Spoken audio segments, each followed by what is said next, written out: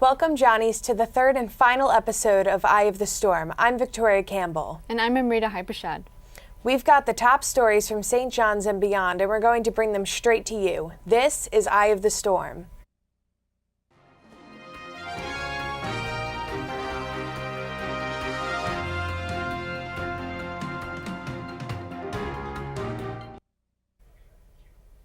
Hello, and welcome back to the news.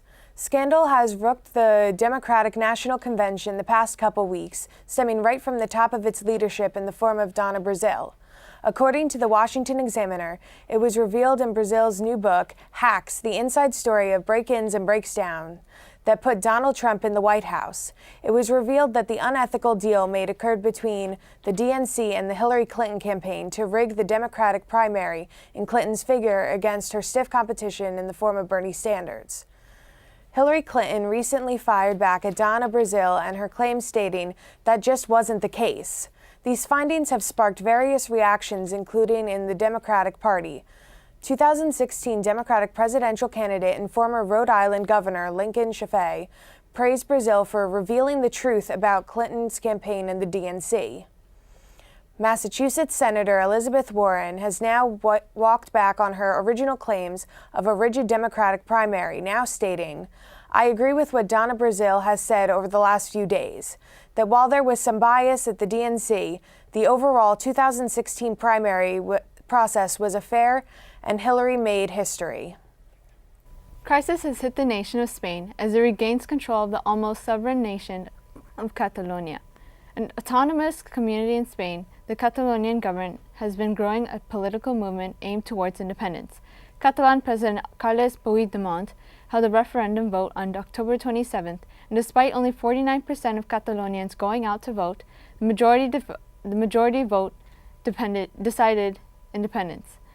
The vote, however, was not met with open arms. The Spanish government sent troops on election day to dismantle voting polls, attacking protesters to even arresting poll place hosts. It was then left to Spain's Prime Minister, Mariano Rajoy, to decide whether to accept this referendum or not. He decided to declare Article 155, which lets the national government step in when a regional government, quote, does not comply with the obligations of the Constitution or other laws it imposes, or acts in a way that seriously undermines the interests of Spain. It was then that various Catalonian officials fled, with its president fleeing to Belgium. As of now, however, all 6 major members of the referendum movement have turned themselves in to the Spanish government. It appears that Catalonia will still be a part of Spain's reign. Here at St. John's, students may find themselves making a big step in the green direction. You may have noticed some changes in the past few weeks on campus with the latest installation of 5 solar-powered tables, each able to charge your phone and laptop. These tables, called Enerfusion Solar Dock, have the ability to charge up to 250 phones for 1 hour each on a daily basis. They are located by the Great Lawn, Marillac Terrace, St. Albert's Hall Auditorium, and Lord's Hall. The charging stations were implemented by St. John's Earth Club and the Office of Sustainability. The Office of Sustainability, who describes themselves as, quote, a diverse group of students that come together to make St. John's a little greener, one day at a time, are excited about this new installation. It is in addition to their recycling efforts and organic garden. The organizations hope to inspire a movement where the students get involved with the green efforts, as well as get other universities to follow in their green footsteps. Next time you are walking through campus and want to enjoy a nice weather outside, consider finding the tables around campus. St. John's is featuring new things on an almost weekly basis. One of the newest additions have been the Disney Club. We have Alicia finding out more. I'm here with JR and Russell, the Vice President and Treasurer of the newly formed Disney Club. So tell me, what is the Disney Club? Well, Disney Club is a safe space for people all over the school. We're very welcoming to everyone, no matter your race, your gender. And we just want a safe space where people can share their ideas and hopefully connect with other people on campus. That's nice. So what was the inspiration to start the club? Well, the inspiration really came from our president and her roommate, Campbell Murphy. She started the club and had this idea and formed it from there, and almost hired all of the rest of the board members and did the application process and everything. So she started it, and it all just what's the purpose of this club? The purpose of this club is to make a very friendly and open environment on campus, and it's to kind of give people something to relate to, especially freshmen when they're coming in, so that way they can have something that they can immediately know and relate with one another. And that's one of the best things about Disney, because we're not looking for a specific subject. We're not looking for anything too specific. We're accepting of everyone. After all, it's a small world after all, right? So no matter what your culture is, no matter who you are, we're just here to gather together and just connect with each other no matter who we are. And I think that's one of the main missions of our school. We're an extension school, we're a metropolitan school, and it's so great to see our mission really integrated into this school. When and where do you guys meet? We kind of meet sporadically, but for the most part it's during common hours and it's in this Maryland building. Okay, so how could people contact you if they're interested in joining? Well, all of our social media outlets started from Twitter to Instagram and Facebook are all SJU Disney Club, and our email is sjudisneyclub@gmail.com. So if anyone's interested in joining, don't hesitate to reach out. I'm Alessia Pichotta reporting for WRED-TV. Thanks, Alessia, and best of luck to the Disney Club in their future endeavors. Just when it seemed that the NFL couldn't get crazier off the field, things have escalated when Dallas Cowboys owner Jerry Jones threatened to sue the NFL and Roger Goodell with numerous grievances. The grievance Jones is focusing on the most is the suspension of Cowboys star running back Ezekiel Elliott. Elliott was suspended before the season began over a domestic violence case stemming back from his college days at Ohio State University. His college girlfriend spoke out during the middle of last season, saying that Elliott had physically abused her throughout their entire relationship. Meanwhile, Elliott denied having any kind of relationship with her, despite being a co-signing and lease for her car and apartment together. There are several records of Columbus police having to break up domestic disputes between Elliott and the ex, yet there was never any criminal action taken upon Elliott. Roger Goodell decided to suspend him anyway, which he has the power to do. In the latest NFL collective bargaining agreement, NFL teams and players got the current rookie wage scale, which protects teams and certain players, and Roger Goodell has the right to be the judge, jury, and executioner for all disciplinary actions. Cowboys owner Jerry Jones is planning on going through with his lawsuit unless the NFL decides to not extend Roger Goodell's contract. Since announcing his lawsuit plans, Jones has been removed from the ad hoc committee, which decides compensation for league officials such as Goodell and his subordinates. Continuing with legal action in the NFL, Colin Kaepernick recently announced that he will be suing the NFL with citation of conclusion to keep him out of the NFL, or to put it more simply, being blackballed. Since Kaepernick and his legal team have announced their case, things have gotten really intense. Owners such as, but not limited to, affirmed Jerry Jones and Robert Kraft, owner of the New England Patriots, have to hand over all of their phone and email records. They also plan to question the head coaches Mike McCarthy and Bill O'Brien of the Green Bay Packers and Houston Texans, respectively, under oath. Both the Green Bay Packers and Houston Texans were playoff teams who now sit at the bottom of the league after injuries to their star quarterbacks. The league announced what they would be holding a meeting to sit down and talk with Colin Kaepernick, but the meeting never took place. The league says that Kaepernick never responded to their invitation. Meanwhile, Kaepernick and his representatives said that the league refused his request of a moderator and/or lawyer being present. These two court cases will easily be two of the biggest field stories in the NFL in a long time. On the topic of sports, we're here at St. John's to know all the saves and misses on both our home field and New York's best. And that's why we have Roseanne Sapia and Anna Kaluza on SportsWire to tell us all about it. Take it away, Roseanne. Thanks, Victoria, and welcome to a brand new episode of SportsWire. I'm Roseanne Sapia. And I'm Anna Kaluza. The New York Giants season just keeps getting uglier. After being blown out by the Los Angeles Rams 51-17 this past Sunday, head coach Ben McAdoo was asked by reporters what his message to the team at halftime was. McAdoo's answer, The second-year head coach has been on the hot seat for weeks and has reportedly lost the locker room. An anonymous Giants player told ESPN, "Guys are giving up on the season and nothing's being done. Guys just don't care anymore." Giants safety Landon Collins disputed these comments on Wednesday, saying that McAdoo has not lost the team and that he's doing a great job and trying to figure it out like everybody else. The Giants will next take on the winless 49ers in San Francisco this Sunday. The New York Jets had a convincing win last Thursday night when they ran over the Buffalo Bills for a 34-21 win, snapping a 3-game losing streak. The Jets get to face the Tampa Bay Buccaneers and former starting quarterback Ryan Fitzpatrick, who is starting in place of Jameis Winston, who is out with an injured shoulder. Fitzpatrick, who had an ugly exit with the Jets last season, called the matchup ironic. Jets head coach Todd Bowles brushed off the hype, saying they are prepping like it's a normal week, that they're going down to play the Bucs, not Fitzpatrick. We are about a month into the NBA season and things have been going well for the Knicks of late. With the trade of Carmelo Anthony to the Thunder before the start of the season, it was unclear how the team would perform. The Knicks have gotten off to a 6-5 start, and center Kristaps Porzingis has been the center of attention. The third-year player was the star of the Knicks' latest 3-game winning streak, scoring a career-high 40 points in Sunday's contest against the Pacers and recording his 300th point of the season, a franchise record through 10 games.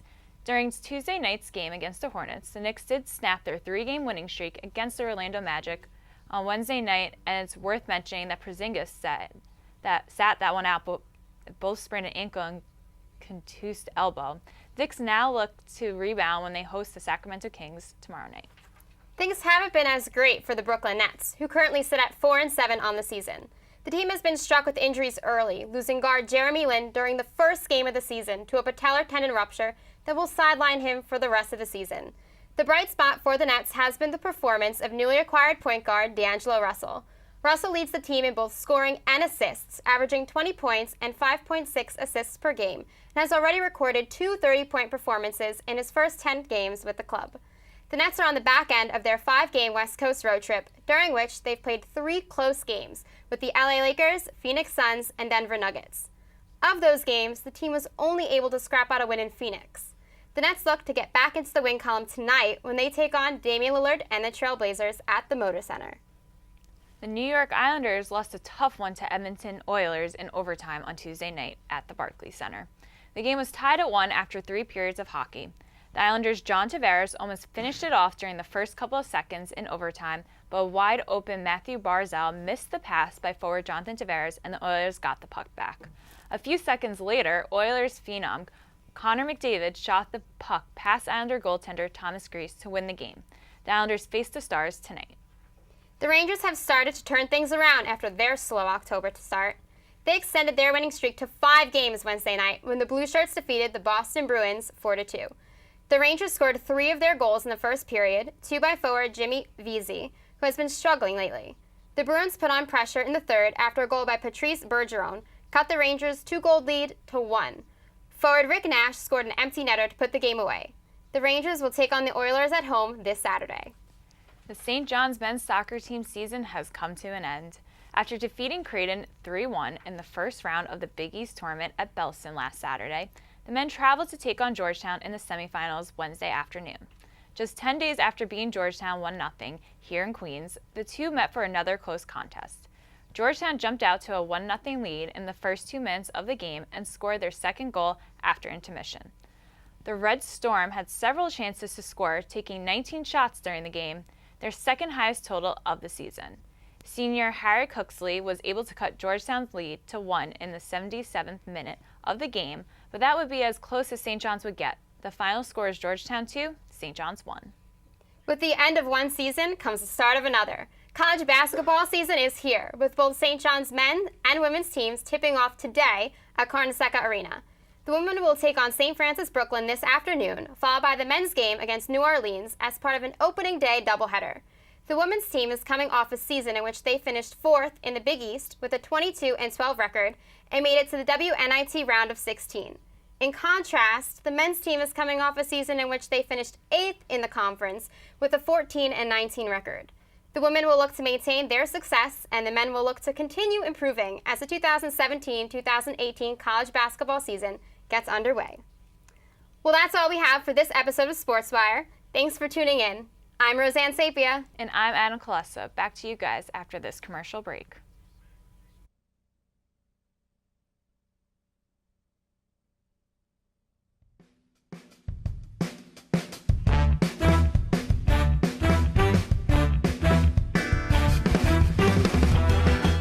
It's not supposed to bend that way.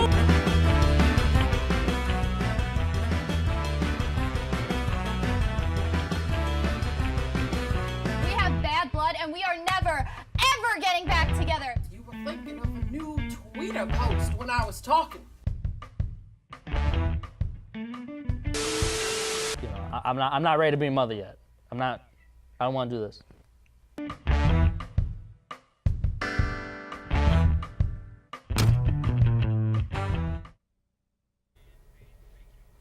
Thanks so much for keeping us up to date, Roseanne and Anna, and welcome back to Johnny's episode 3 of Eye of the Storm. The political landscape of America is still getting shaken up after a year of Trump's presidency. Last week, we saw the first major development in the 6-month-long Russian investigation led by special counsel Robert Mueller. His office announced the indictments of former Trump campaign chairman Paul Manafort and Rick Gates on Monday with charges including conspiracy against the United States and money laundering. Both entered a plea of not guilty. As of Sunday, it was reported by Mueller's office that it was enough evidence has been gathered to bring charges against former National Security Advisor Michael Flynn. Flynn's son, Michael, could also be charged. It was also revealed that the guilty plea had been entered for former Trump campaign advisor George Papadopoulos for lying to the FBI about Russian contacts that promised him dirt on Hillary Clinton's campaign. We also heard Sunday from former interim chairwoman Donna Brazile of the Democratic National Committee, who rejected claims that the primary was rigged, saying there was no evidence that said so. On Meet the Press, Tom Perez, current DNC chairman, acknowledged issues within the Democratic Party, saying that during the Democratic primary, they fell short of earning the trust of the voters. House Speaker Paul Ryan said on Fox News Sunday that Clintons were basically running the DNC in the primary. To see such a deck stacked is pretty jaw-dropping. Despite all the chaotic timekeeping that comes with schoolwork, students have been able to come together to put their thoughts into art. Reporting for us, we have Alexandria Boyce for Food for Thought. I'm reporting from the D'Angelo Center, where Food for Thought is presenting their semifinal round in competition. So today we're going to interview a few students to tell us more about the event. Let's get it on. So Food for Thought was made last semester, a brand new organization, and we've come so far. Basically, this is a safe haven for a St. John's student. The main persons on this event is James, who performed tonight, and myself. And yeah, it was a lot because there are 4 rounds of competition. There are 2 prelims, the semifinals, and the finals, and things like flyers. It's really a lot of work, but it's definitely worth it, as you can see. We're just a creative space. Like, we have so many people from different walks of life that come. Like, I'm an international student. I mean, the accent, obviously, but like, we have so many different people from so many different places that are sharing their experiences and experiences that have affected them or helped them become who they become. There are people who are scared to be a part of the competition. That's why we have that open mic part at the end where people just feel inspired, and I just want to hear what's on their mind. We have general body meetings, Mondays, common hour. Okay. Basically there, we also do a bunch of activities. We try to get that creative spark with our members. It's just a home, and it's a home for the poets here on campus. I feel like the reason why we really formed Food for Thought is because there was not a home for poets on this campus. There was no poetry clubs, there were a few classes, and I feel like Food for Thought is a home for expression and for people to come and speak what's on their mind. I feel like not only is it all about poetry, but at a lot of our GBMs, we come together and just have conversations, and we really bond with each other. What a successful event put together by Food for Thought. Congratulations to all the participants who performed tonight. I'm Alexandria Boyce with the WRED-TV. Back to you guys in the studio. Hollywood has been faced with quite a few scandals that have left people shocked. Multiple men have recently been accused of sexual harassment within the movie and television industry. Men such as Kevin Spacey and Harvey Weinstein, for example. Spacey, a Hollywood actor known primarily for his lead role in the Netflix original TV series House of Cards, is currently being charged with a total of 14 incidents of sexual harassment. Anthony Rapp, an actor known for his work on Star Trek Discovery, made the first accusation against Spacey in an interview and reported that he was only 14 at the time of the incident. Since then, multiple men and women have come forward telling their story of sexual harassment at the hands of Spacey. He has since been cut by Netflix from a major film that he was set to star in. On the other hand, Harvey Weinstein, an American film producer that has been working within the industry since the 70s, is also under fire for a groundbreaking number of sexual assaults that have been recently exposed to the public. Weinstein's list of accusers include famous actresses such as Kate Beckinsale, Cara Delevingne, and Ashley Judd. If that would not get worse, it turns out that he had spies on multiple of his victims to ensure that they would not speak out. The success of both men's careers following these scandals remains questionable. However, we have yet to find out what happens next in regards to the legality and further punishments. There have been many others that have been named since then, which may impact the way we view Hollywood for a long time. To learn more about what is happening in Hollywood, here to give us the 411 on everything in the world of Hollywood is Amarachi Uganaba and Denise Jimenez. Hi guys, I'm Denise Jimenez. And I'm Amarachi Uganabo, and we're Entertainment Now, here to give you the inside scoop on what's trending in the world of Hollywood. To start this off, Kanye West is back, and he has returned to the public eye after going under the radar for nearly an entire year. Last November, West canceled the remainder of his St. Pablo tour after a few controversial shows. He soon came under fire for endorsing then-President-elect Donald Trump and criticizing his longtime friend, business partner, and collaborator Jay-Z. He also went after Beyoncé and Hillary Clinton during a show in Sacramento. Not long after this, West was hospitalized due to exhaustion. And until a little over a week ago, he hasn't been seen or heard from. He's featured on a new song, That Side, in which he calls attention back to the ongoing feud he has with Taylor Swift. During a concert in Chicago over the weekend, Kid Cudi brought him out to perform Father Stretch My Hands Part 1. If he's making a public appearance at all, it makes sense that he'd come out to his hometown crowd in the Windy City. And it's interesting that he make during a Kid Cudi concert considering their recent history. During their own feud last year, West told him to respect the gods, seemingly referring to himself. Now, though, it appears the two have made amends and are in good terms. Many are speculating that West may have a new album in the works that he's now reinserted himself in the view of the public, but there is yet to be an official word on this. Honestly, to me, this all just sounds like drama. Like, he just wants attention for his next album. I mean, yeah, I know. In the midst of all this, I hope he does get help with whatever issue he has. And we need new Yeezy music. This final cut. I need new Yeezy music immediately. We do. Indeed, we do. But anyways, on another topic, the 2017 World Series was definitely one to remember. Two teams trying to win it all. One of them not having won a World Series since 1988, and the other not having won a World Series at all. Houston Astros and the Los Angeles Dodgers clashed in what will most likely go down as one of the craziest World Series games to ever occur in the Major League Baseball history. But one thing that definitely stole the show was when moments after the Houston Astros had defeated the Los Angeles Dodgers in Game 7 of the World Series, Astros shortstop Carlos Correa broke away from a post-game interview to propose to his girlfriend, Daniela Rodriguez. After a phenomenal win for Houston, it was an already incredible night for Correa, and he wasn't going to forget. But he doubled it, and it was a great moment. That is so adorable. How romantic. Can you imagine so that you're great. Winning and then you propose? Oh, my goodness. So beautiful. And I'm sure the entire city of Houston was just so happy and hyped that their team finally won a World Series. And I'm not so much for corny things, but I mean, this is like, you got to give it to the man. Like, you did a good job. Good job. I got to say. Pat on the back. The most popular show that everyone has been talking about is Stranger Things. Oh. And some outside sources have caused quite a bit of controversy for one of its Halloween-themed episodes. And they had one of the main child characters dressed in quite an overexposed costume. The costume, inspired by Millie Brown's aired character, features a short-legged pink Barbie doll dress with a ruffled bust, really high white socks, and a jacket, and other sorts of accessories. People and show critics have gone out and said this costume was inappropriate and it sexualizes an underage actor.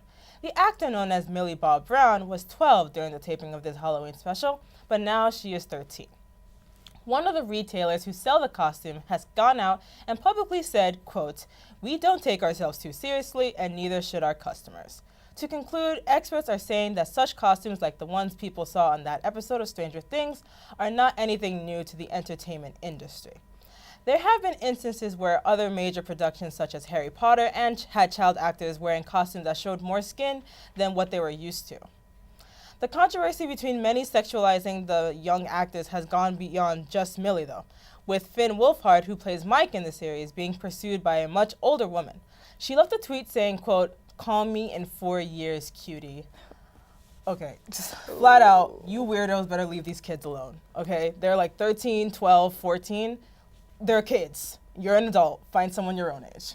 I completely understand that, but then going back to like the Stranger Things, like, obviously, this show is supposed to bring something new and it's a new perspective, but people take everything so seriously, you know? And as long as the actor is comfortable, I mean, she's 12 and she knows what she's doing, then they shouldn't make a big deal about it. Like, everything is so sensitive, and it shouldn't be that way, because then it just brings attention to issues that do not need attention. She's very mature for her age, too. Exactly. I'm sure she knows, like, what's right and what's wrong. But anyways, so the Meek Mill back in the news again. And while his beef is with the law, it may not be for long. The rapper is back behind bars because the judge has long-standing vendetta against him, according to the member of his legal team. Well, that's all we have for entertainment news for you for this week. Be sure to tune in next episode for more Entertainment Now. This has been Amarachi Uganabo. And I'm Denise Jimenez. Thanks for watching. Back to you guys. WRED-TV was given the opportunity to work with St. John's Writing Center to learn more about what it has to offer. Check it out. So here at the St. John's University Writing Center, our mission is to help students become better writers. A couple of things we have going on now. We have a journal called Creating and Posing, which is where we showcase and highlight writing of St. John's students. But we have a new initiative too called the Reading Circle. But that's a journal that is going to start next semester, and it's going to be open to all Writing Center consultants. People can come in and share their voices through their writing. Being that the Writing Center allows for those voices to be heard, it becomes a safe space in which people can dialogue and get to know themselves personally and as writers specifically. I see the Writing Center as a really, really valuable space to St. John's from a client perspective and a consultant perspective. Everyone that works here and comes in here has the opportunity to really express themselves, whether that be through conversation or through their writing. So I really think that the Writing Center is an amazing place at the lovely St. John's University. It's very family oriented. We go out and hang out like as consultants to build bonds in the community here. It's not like we're just editors. We're not just taking a paper and marking it up in a red pen and saying, okay, here you go, now make the changes. It's a lot to do with building the writer. We're a really great space here. I personally consider this space to be my home. It's a place where I work with my fellow consultants who are also my really good friends. So we're a really comfy, cozy sort of area where you can come work on your writing, you can get what you want done, and you yourself can become a better writer. That's all we have for this edition of Eye of the Storm. For all the latest content, like us on Facebook and YouTube, and follow us both on Twitter and Instagram at WRED-TV. Also be sure to check out the new WRED-TV.com to keep up with all of our episodes and find out how you can be a part of all of our productions. From all of us here, I'm Victoria Campbell. And I'm Amrita Hariprashad. Have a great week, everyone.